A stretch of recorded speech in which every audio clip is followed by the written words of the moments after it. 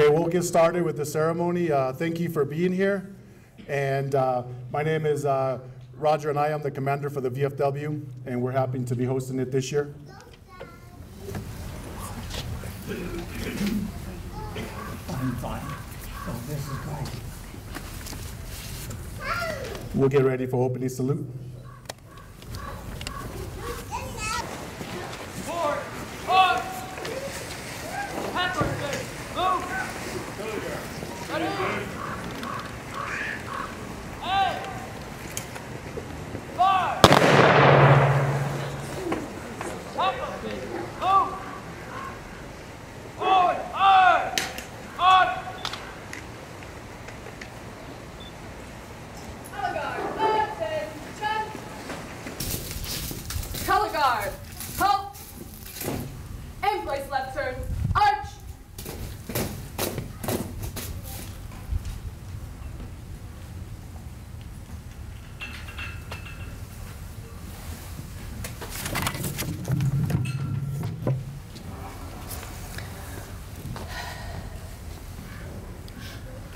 Oh, say, can you see by the dawn's early light what so proudly we hailed at the twilight's last gleaming, whose broad stripes and bright stars through the perilous fight o'er the ramparts we watched were so gallantly streaming, and the rockets lit clear, the bombs bursting in air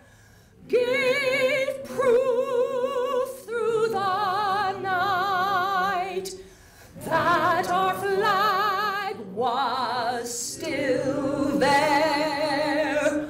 Oh, say, does that star-spangled banner yet wave o'er the land of the free and the home of the brave?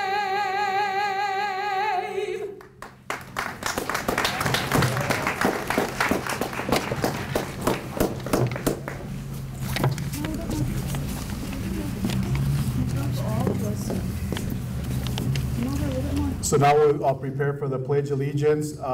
Roger Rasmussen will be leading the pledge. Also accompanying him are the Girl Scouts and Boy Scouts.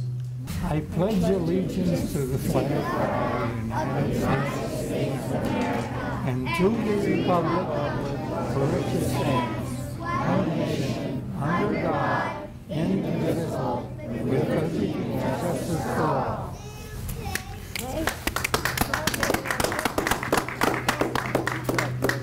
Thank you, Roger, and Girl Scouts, Boy Scouts.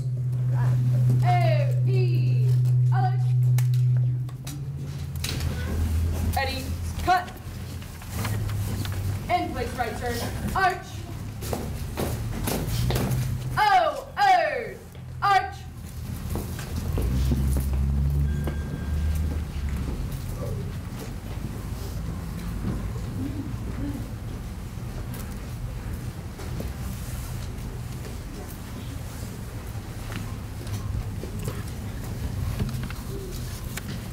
Please remain standing as Deacon John Krebs, Emelec Hardamary Parish, former Lieutenant, United States Navy, give us the invocation.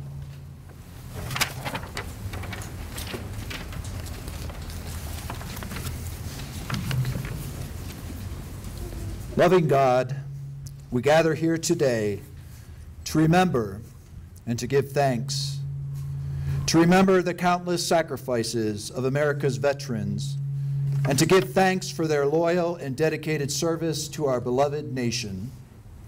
We remember those who gave their all. There is no greater love than to lay down one's life for a friend.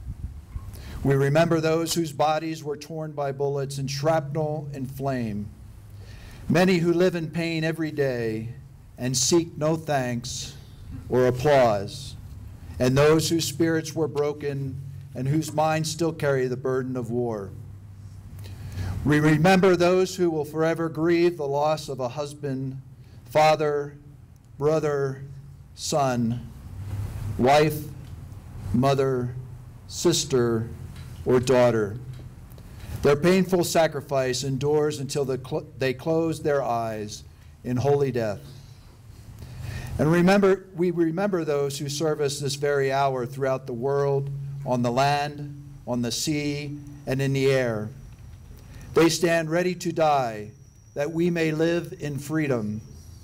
Today we stand in thanksgiving for their selfless and heroic witness to freedom.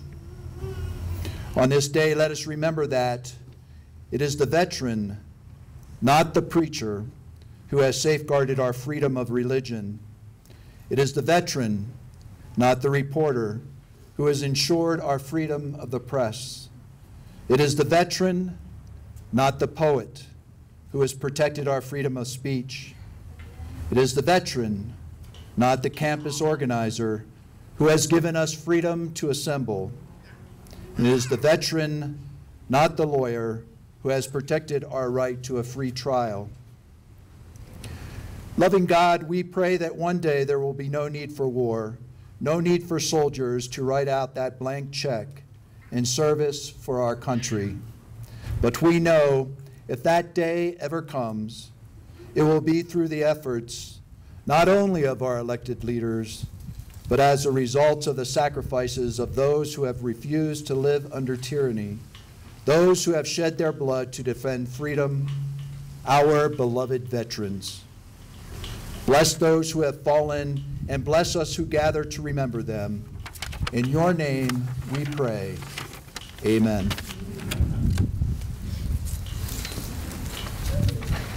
Thank you, Deacon John. You may sit. Okay, that's good.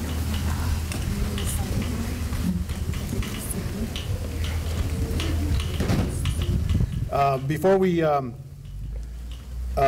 the girls scouts sing "Thank You, Soldiers," I want to take this opportunity to thank everybody here who has served, and if I could have, and I'll mention each branch by name, and if you served, please stand up. And we start first with, if you serve in the Army, please stand up.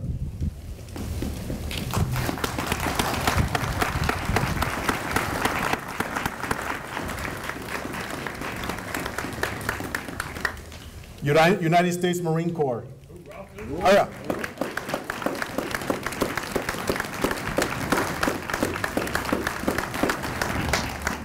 Thank you. U.S. Navy.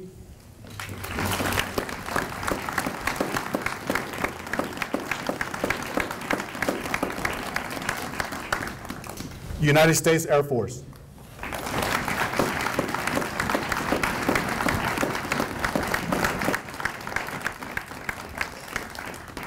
Coast Guard.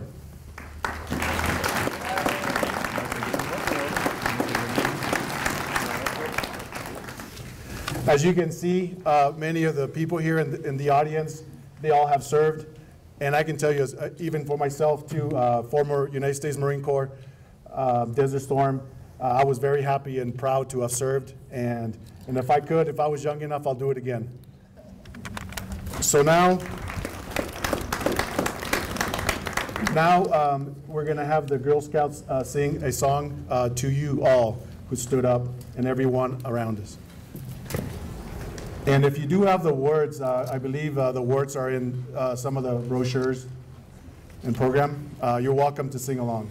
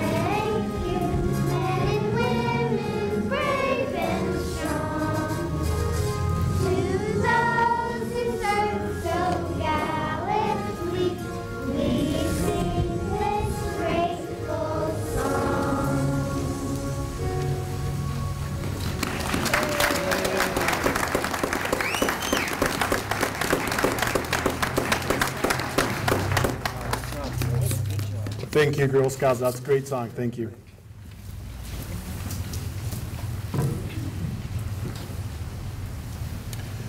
I'd like to also mention around 11:15 or so, there will be a flyover, so just kind of bear with us. We'll pause for that as it does happen, so just be aware of that. And now for the state proclamation. Today will be read by Stephanie Garcia Richard, Representative, State of New Mexico, District 43.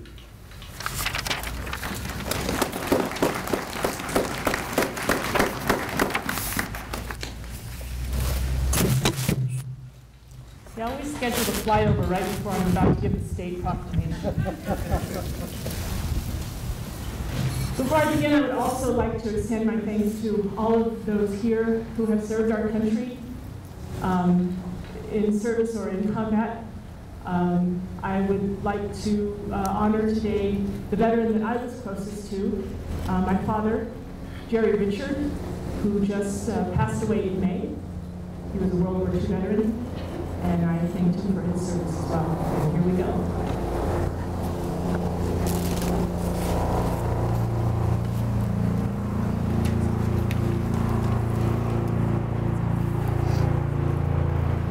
Flyovers, Classic Air Medical.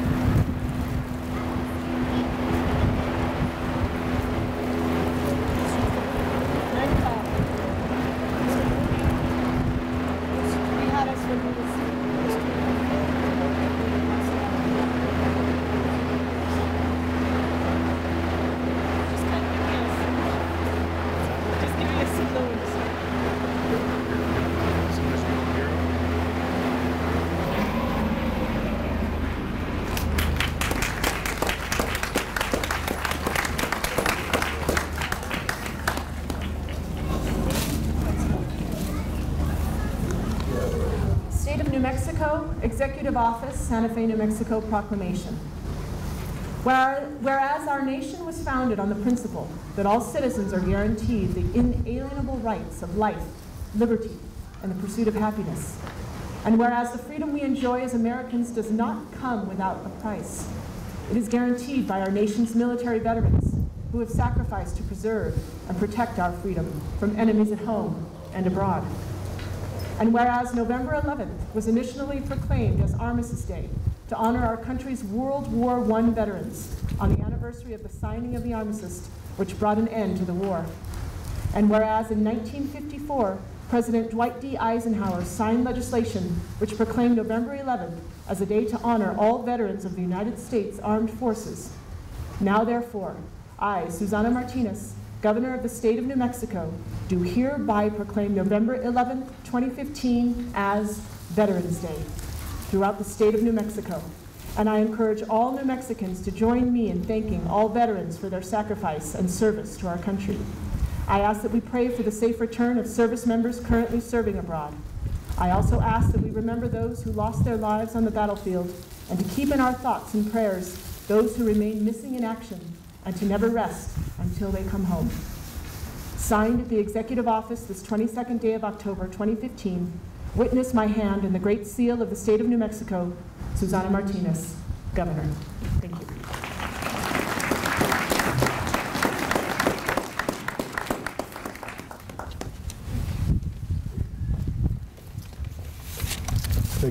Thank you, Stephanie.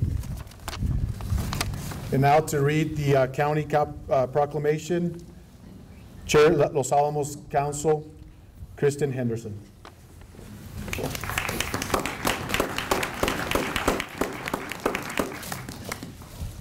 Proclamation. Whereas, during 2 centuries of our nation's history, countless men and women have answered the call to serve in our country's armed forces. And whereas these citizens have served with honor and distinction, in the Army, Navy, Marine Corps, Air Force, and Coast Guard. And whereas the freedoms we enjoy today have been protected, preserved, and guaranteed by our men and women in uniform, who have endured great personal sacrifice or given their lives so that this land might remain free and independent. And whereas this year's theme for the Los Alamos Combined Organization's Veterans Day ceremony is honoring the veterans of the Manhattan Project. And whereas it is appropriate on Veterans Day that we pay special tribute to our veterans for the burdens they have borne and the sacrifices they have made in protecting our nation in war and in serving as a bulwark for peace. And whereas it is especially fitting that on Veterans Day we are commemorating another special event, the grand opening of the Manhattan Project National Historical Park in Los Alamos, the veterans of the Manhattan Project dedicated their lives and talents to the scientific pursuit of this top secret project, which brought about the end of World War II, and we are grateful for their service and sacrifice. Now, therefore, on behalf of the Council of the Incorporated County of Los Alamos, I do hereby proclaim Wednesday, November 11th, 2015, as Veterans Day in Los Alamos County, and ask that all residents pause on this occasion to pay appropriate respect to our veterans and to the memory of those who have paid the ultimate sacrifice for their enduring contributions to the cause of freedom. And furthermore, I do hereby proclaim today, Wednesday, November 11th, 2015, as Manhattan Project National Historical Park Day, as we officially dedicate this new park and celebrate its successful incorporation into the national park system. Dated this 11th day of November, 2015, Kristen Henderson, Chair, Los Alamos County Council.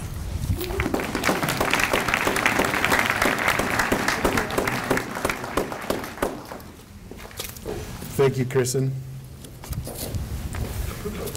And now a message from the New Mexico Congressional Delegation will be read by Michelle Jaques Ortiz.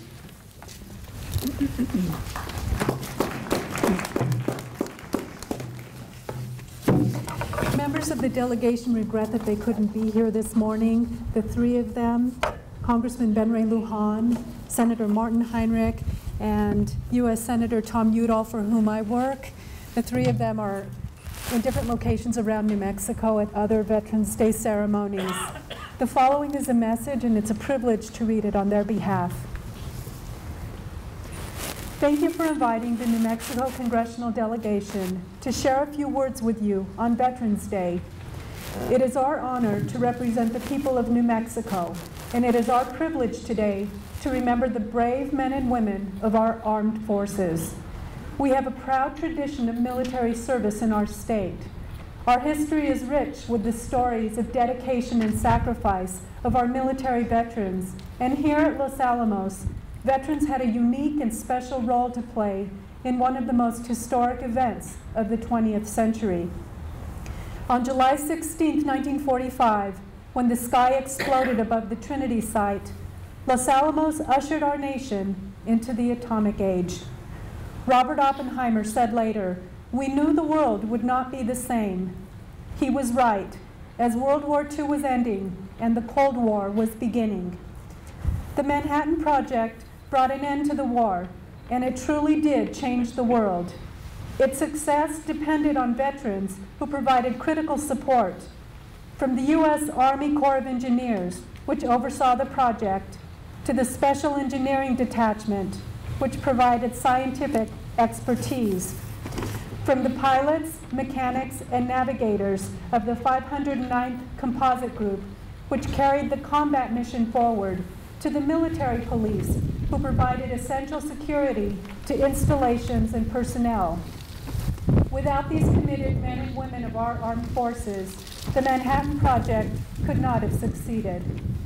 The Manhattan Project was an epic scientific achievement, but it is also a testament to the dedication and skills of thousands of soldiers, sailors, and airmen. The new Manhattan Project National Historic Park will help tell their story to generations to come and to visitors from around the world. Today, we pay tribute to our Manhattan Project veterans and to all of those who served to keep our nation free, who fought in Europe and the Pacific to stop fascism, who held the line in Korea, who entered jungle warfare in Vietnam, and who braved the deserts of Iraq. We also remember those who are still serving in Afghanistan and other parts of the world. Every day they wake up far from home, both at sea and in faraway lands. Every day they stand the watch and they do the job they promised to do. On Veterans Day, we remember the heroes among us and those who are no longer with us. They deserve our thanks. They deserve our respect, not just today, but every day. We owe our freedom to their commitment and to their sacrifice.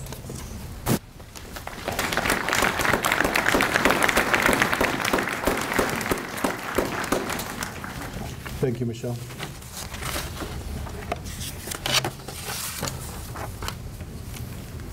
And now for our guest speaker, Edmund Burrow Keith, retired Colonel, United States Air Force.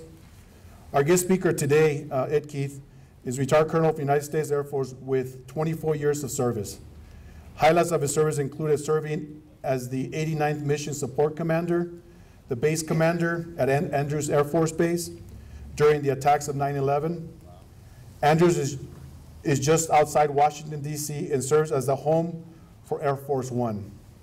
It also served as the 96th Air Base Wing Commander and Installation Commander for Eglin Air Force Base.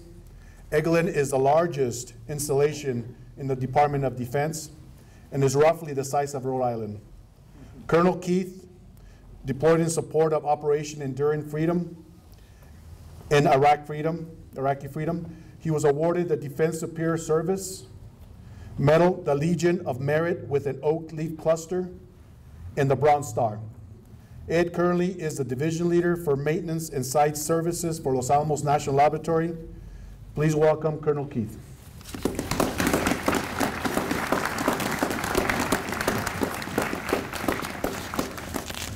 Well, good morning. Representative Richard, Councilor Henderson, General Griego, Commander Anaya, distinguished guests, ladies and gentlemen, thank you for attending this ceremony, which is designed to recognize the service of the veterans of our armed forces. As Commander Anaya said, my name is Ed Keith. I had the honor of serving the greatest nation on the planet for 24 years in the United States Air Force. I had somewhat of an atypical career, spending the majority of it commanding units in the field. I had the privilege to command 2 squadrons, 2 groups, and a wing before retiring in 2006. And as a result of that, I had the honor to serve with some of the finest young men and women this nation has to offer. So I truly appreciate the opportunity to share a few thoughts about those men and women on this day, on Veterans Day. So in this audience, I'm sure everyone in this audience believes that every man who wears or who has worn the uniform of this nation deserves gratitude. But you know, some people might ask, why do we even have Veterans Day? In today's America, 1% of the population serves in the military. The percentage of population that has served has dwindled to 7%. Only 20% of Congress currently has military experience. That's the lowest percentage since World War II. To put it in perspective, in 1975, 70% of Congress had served in the United States military.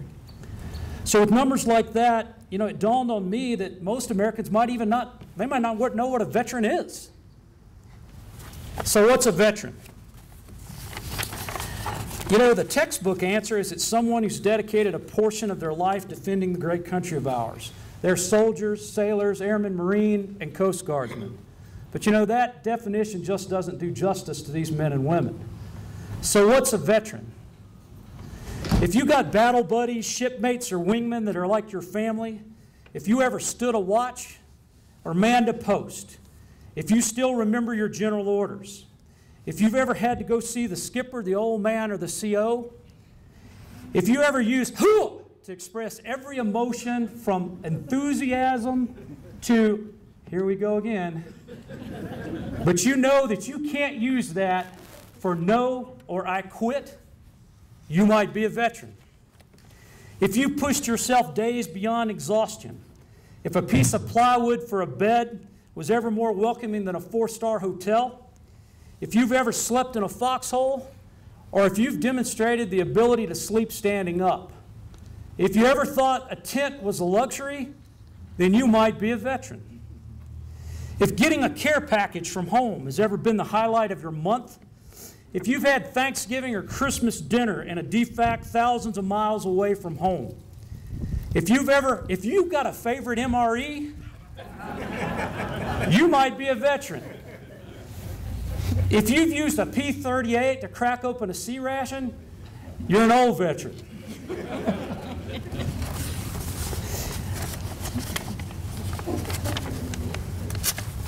If you've been to places that most people don't know exist, garden spots like Tunisia or New Guinea or Iwo Jima or North Korea or Vietnam, Iraq, Afghanistan, Uzbekistan, heck, you pick a stand. If you've been there, you might be a vet. Who knew Djibouti was a country? I thought it was something you shook on the dance floor. If you've been vaccinated for cholera, typhoid, yellow fever, and polio all on the same day, you might be a veteran. If anthrax no longer scares you, you might be a veteran.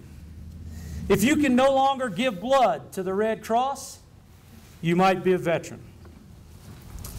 If you've held it together on some ramp or pier while your sobbing child holds your leg and begs you not to go, if you've listened to the Super Bowl in a C5 or watched it on Armed Forces Network, if you've ever had to use a radio to place a call home, or if you felt the absolute joy of your kid melting into your arms upon your return, then you might be a veteran.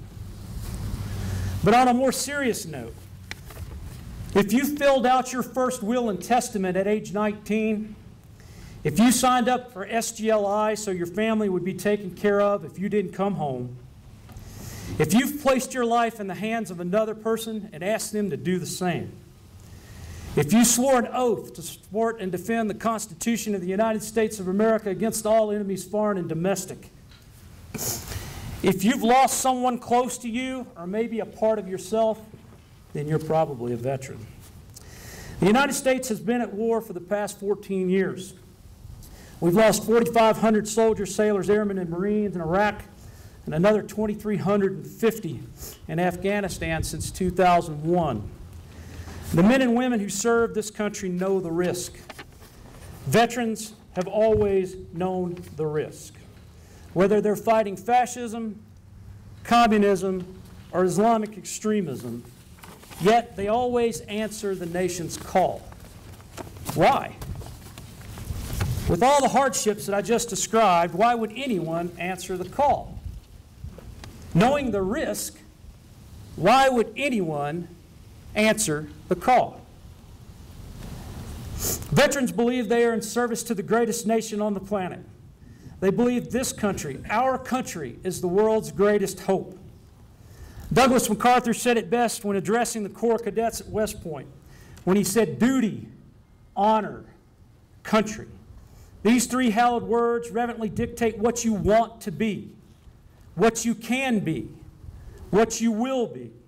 They are your rallying point to build courage when courage seems to fail, to regain faith when there seems to be little cause for faith, to create hope when hope becomes forlorn.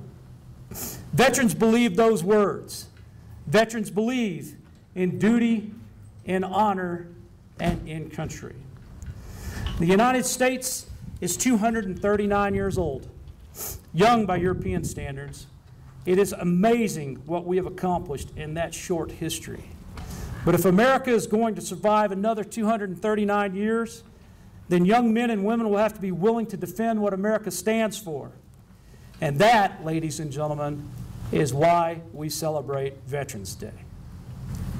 I want to thank the Veterans Day Joint Committee for sponsoring this event. It's important that we take the time to recognize the men and women who have answered the call. But I would submit that we have a much greater challenge. The needs of our veterans are many, and they will stretch far beyond the 11th of November 2015. So the real challenge is, how do we make every day Veterans Day? Now, I realize I'm preaching to the choir here with this audience, but there's all kinds of ways you can help. Join one of the organizations that so graciously hosted today's event, or you can give to a charity like the Fisher House or to Wounded Warriors. It really doesn't matter how you help as long as you do. And if you do, then we are that much closer to making every day Veterans Day. Thanks again for attending today's ceremony. God bless the men and women who have served this great nation. God bless the men and women who continue to serve. God bless you, and God bless America.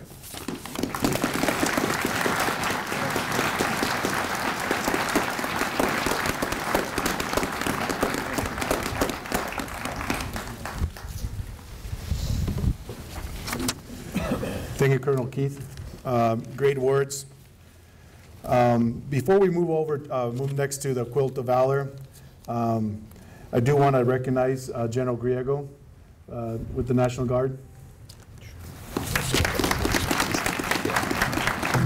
Thank you, Commander Anaya. Ladies and gentlemen, it's my honor and privilege to be here today to participate in these Veterans Day activities. Colonel Keith, that was an outstanding speech.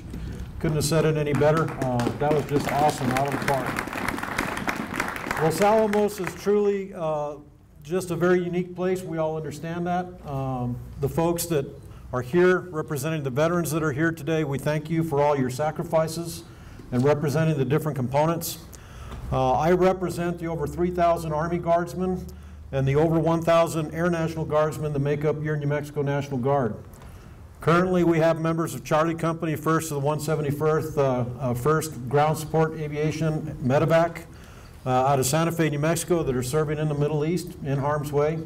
And with God's grace, they'll be coming back into the state here after a one-year deployment here towards the end of December. Simultaneously, we have members of the Air National Guard's Red Horse that just deployed into the Middle East as well last month. We have security forces that are deployed overseas in the same theater. And in January, we're going to deploy another element of the Army National Guard's military police. So as Colonel Keith so eloquently put it, the men and women, the young men and women that are serving today are doing so in that legacy of honorable service that all the veterans that are here in this audience have laid out for us before. It's truly our honor and our privilege to wear the uniform of the United States military and continue to defend what makes this great nation what it is. I won't replicate all the words that have been said here before, but again, it's my honor to be here. Every time I have an opportunity, because of the things that have transpired over the course of my lifetime, can I ask all the Vietnam veterans to either stand or raise your hand, please? Do we have any Vietnam veterans in here? Cool.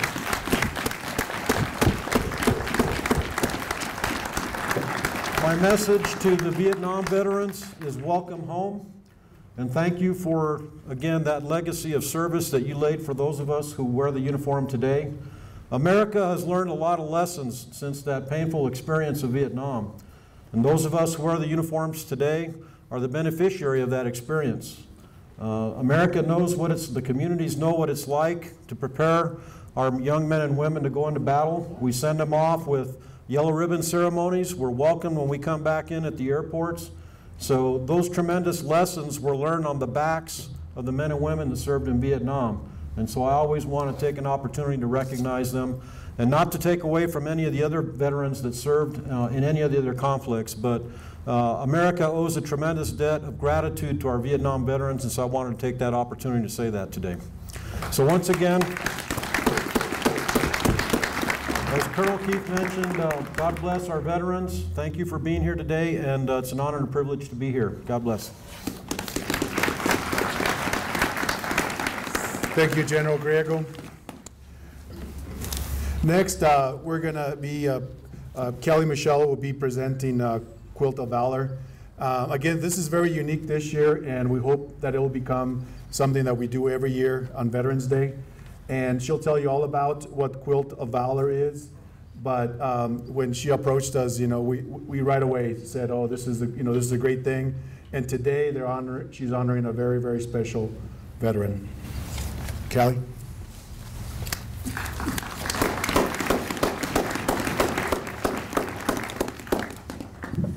Let me just begin by saying what an honor it is to be here, and I'm so happy to see so many people here to honor our veterans. I am one of many, many women and men who had a desire to recognize our veterans and those who have served our nation in a most unique way. A homegrown organization called Quilts of Valor that's been in place in our country for about 13 years. We are here today to honor Mr. Roger Rasmussen, who's sitting right here.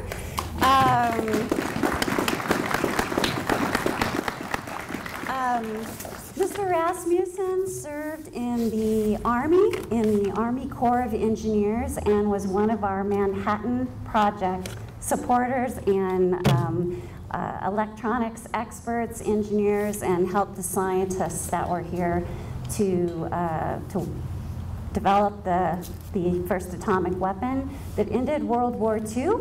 I have to say that I have a big hero worship thing going on right now. I'm a little nervous.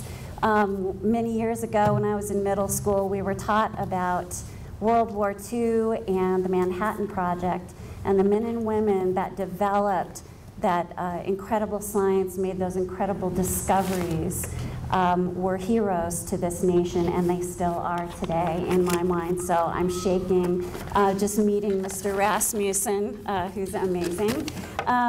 He served in the military from August 1942 to February 1946. He served in many different locations, and the Army invested in his academic career and his learning. He was at Wesleyan University, University of Pennsylvania, University of West Virginia, and then finally here supporting the Manhattan Project. So that being said, let me read a statement here. The Quilts of Valor Foundation is a grassroots group of quilters from all across the USA. In 2003, a quilter named Catherine Roberts had the idea of comforting veterans with quilts during the time her son was deployed in Iraq. Since then, over 108,000 Quilts of Valor have been awarded here in the US, Germany, Iraq, and Afghanistan, with an ultimate goal of providing quilts of valor to every single veteran in our military, those currently in the military and those who have a history of service.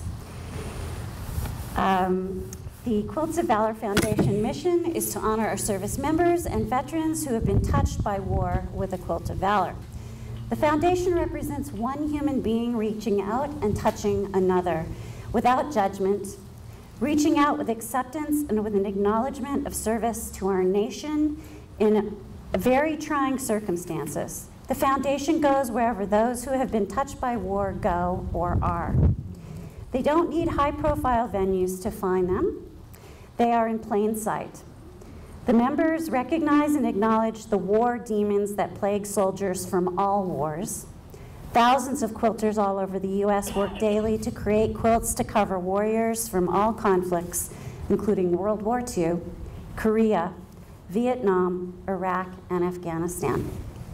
This quilt brings you a three-part message from our hearts. First, we honor you, Mr. Rasmussen, for your service in the Army. We honor you for leaving all you hold dear to stand in harm's way in a time of crisis, protecting us from the effects of war. Next, the quilters know that freedom is not free.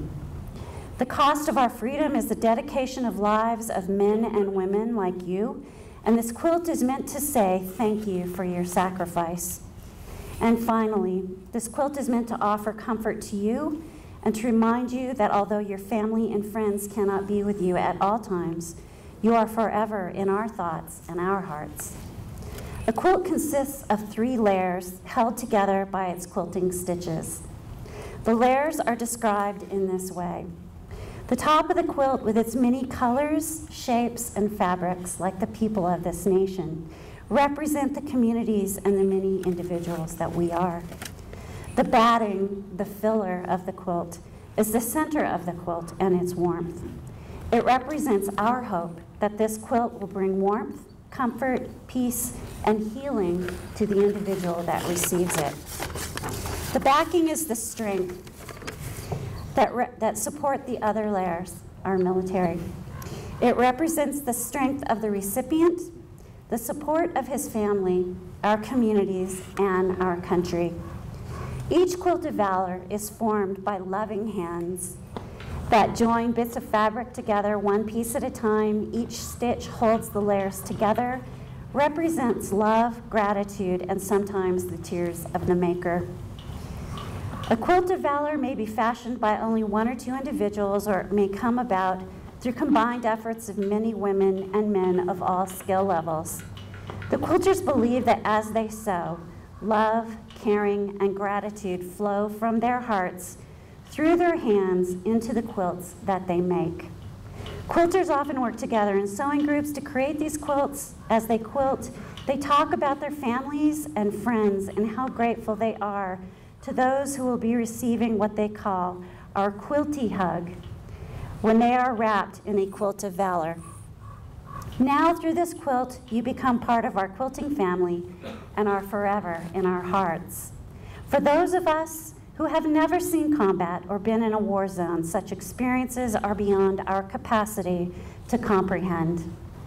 But we believe the quilt brought to you this day has the ability to offer both comfort and warmth, which is nice, given how cold it is. We hope when you experience dark times or need the warmth of a grateful hug, you will wrap your quilt around you so it can provide the comfort sewn into every seam.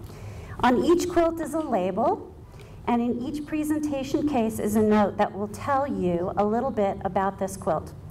As of today, the story of this quilt becomes your story. We hope you will keep this quilt with you as a tangible reminder that there are thousands of men and women across this land who are forever in your debt. And that it is our pleasure to honor you with a quilt of valor. Thank you, and most importantly, welcome home to the warm embrace of this quilt of valor.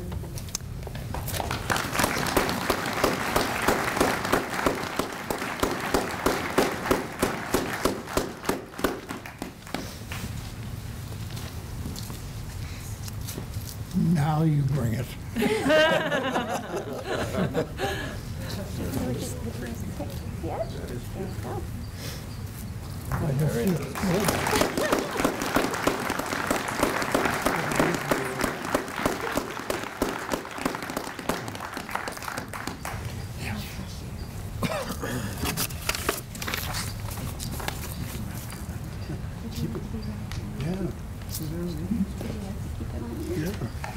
That would be nice. Do I get to see? Yes. Oh, how about that? Let me turn. Wait a minute. Doggone it. Coming up, Roger. Sir? Coming up. You know, I'm wondering what's the big deal? This is just a continuation of our lives as we see them day by day. We get up in the morning and we do what we need to do, and life goes on. For all of us, every one of us says the same thing. I don't know why I've been picked for this to be the honoree, but every one of you out there is an honoree, and every one of the vets, I salute you too. We don't take any particular pride or glory in any of this. We just continue our lives. There are many of us still in the woodwork that you haven't seen, but they're out there. And I regard every one of you as I look that you seem to be a contemporary of mine too. We're no different from anyone else. But I do appreciate being asked to represent the veterans. It's not a thing of glory for personal reasons. We serve because that was the time that we were called. And every one of you will do the same thing. I'm I'm proud of all of you, and I'm proud of all the vets. And I thank you for the honor, but remember, I am merely a representative of all of the veterans who have served and for whom I honor too. Thank you.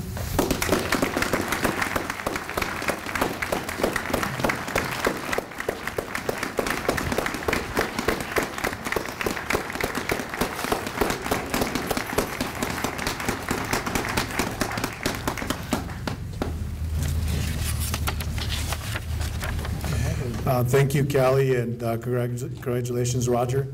Something great, we both share the same name. And now, to sing American the Beautiful, Alicia Solomon, followed by Amazing Grace, which pipes by Ethan Alls.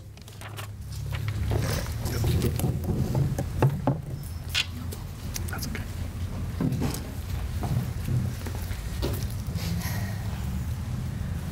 Oh, beautiful for spacious skies, for amber waves of grain, for purple mountains' majesty above the fruited plain. America, America, God shed his grace on thee and crown thy good with brotherhood from sea to shining sea. Oh, beautiful for heroes proved through liberating strife, who more than self their country loved, and duty more than life. America,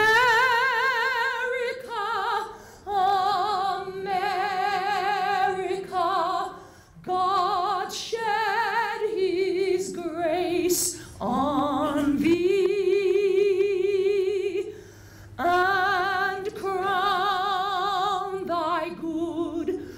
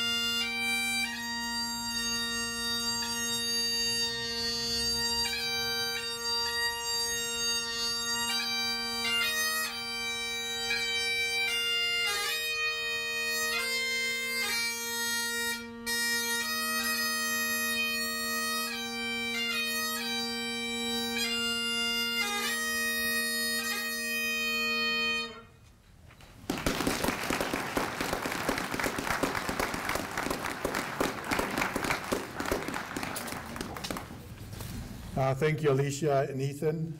Alicia for your voice, and Ethan for a great song. And now if everybody would stand for the benediction.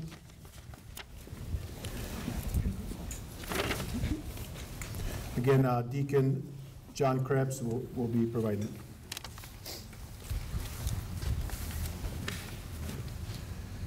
It is written in the Hebrew Scriptures, "You have been told, O man, what is good and what the Lord requires of you, only to do the right and to love goodness and to walk humbly with your God."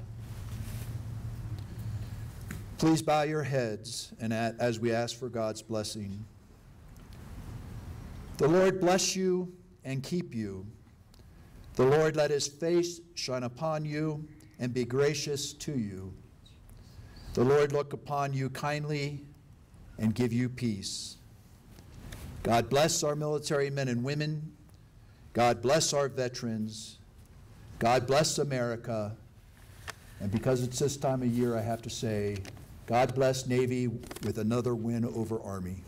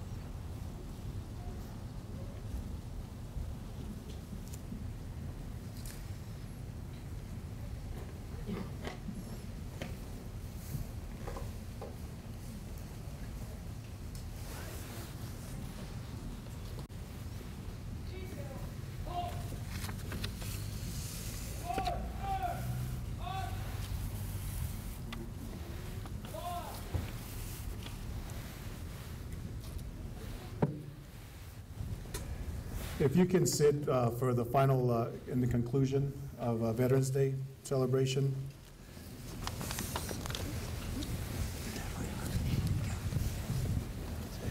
I want to take this opportunity to thank the Veterans Day Committee. As you can see, there's a lot that that we do to get this ceremony ready, and as you can see also around you, there's lots and lots of organizations that take part of this, and without them, this event would not be possible. Also, at the conclusion, we invite everybody to join us right behind us at Fuller Lodge and for lunch. Lunch today was prepared by Smoking Bear Barbecue, Ron Smith, and it will be served by auxiliary to the VFW, and it was provided, sponsored by VFW, auxiliary to the VFW, American Legion, Knights of Columbus, and the Elks Lodge.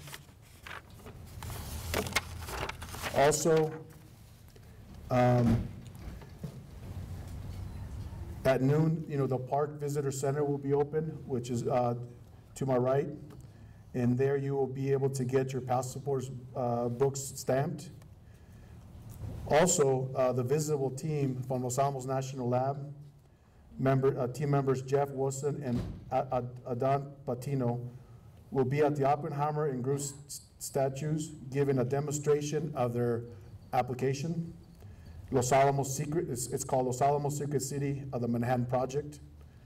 This application transports you to 1945 Los Alamos, when the town was so secret even the name was classified. Hostility constructed, the closed city grew from a few hundred people in 1943 to nearly 8,000 in 1945, working together a singular scientific focus to create the world's first atomic bomb. Use this app to experience the history, personalities, and science of the Manhattan Project as it was then a city hidden from the world for 2.5 years. The demonstration will be available noon to 2 o'clock. And again, thank you all for being here today. From the committee, the county, the Veterans of Foreign Wars, we thank you, and we were very proud to have been your host today, this year.